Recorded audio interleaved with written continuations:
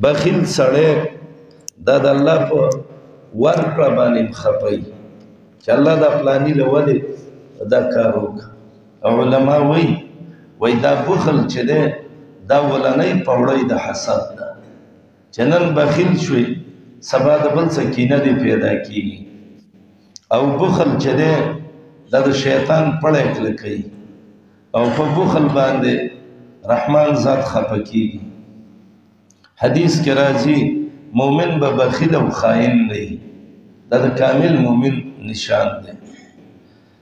او بخیل دو قسمه، یو دا چې خپله بخیلي بس چا باندې څه خیر نه پیرزو کېږي او نه دا پیرزو کېږي چې دا ښه شی دی او یو مومن یې وخوري ښه، بلکې که میلمه وله راشي او بیخي مجبوره شي او ګبین وله راوالي.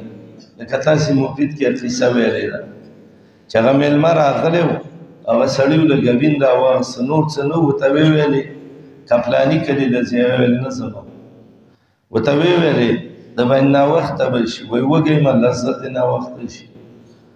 ورته وایي زمونږ کور غریب دی داسې ښه ډوډۍ بنوي، هغه ورته وایي دا غریبۍ دا مې خوښه ده. بعضې مېلمه کلکي ماشاءالله.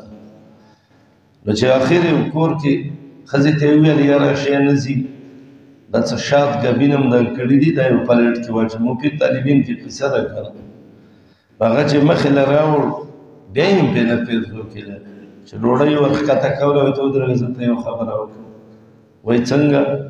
وایي دا ګوره د مچو ګبین دی او دا ګبین ډېر ګرم وي، معده سوځوي نو خوښه دې خپله هم تکړه میلمه و. وایي ستا معده سوځوي او ما پرې تجربه کړې ده زما هغه نه سوځوي، ما صحیح معده ده. چې پوه شو چې یاره اوس یې رانه خوري، وایي زه چې ته یې خورې زه به یې هم خورم، ستا نه سوځوي کېدی شي زما هم ونه سوځوي.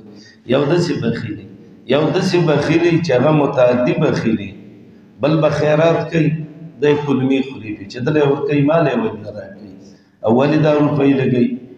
الله دې بخیلانو باره کې وایي ای بخیله الله دله مال درکړه فضل یې د باندې وکړه، ته په دې مال باندې ځان له جنت وګټه. ای قرآن ستا څه خیال دی چې دا مال خیر دی چې دا بخل کوم؟ دا خو شر دی. دا مال به الله راوالي او یو پړی به ترې جوړ کړي او یو مار به ترې جوړ کړي او قیامت کې به ته غاړه کې واچوي. او دا بخل مه کوه، اخرت دې خرابېږي.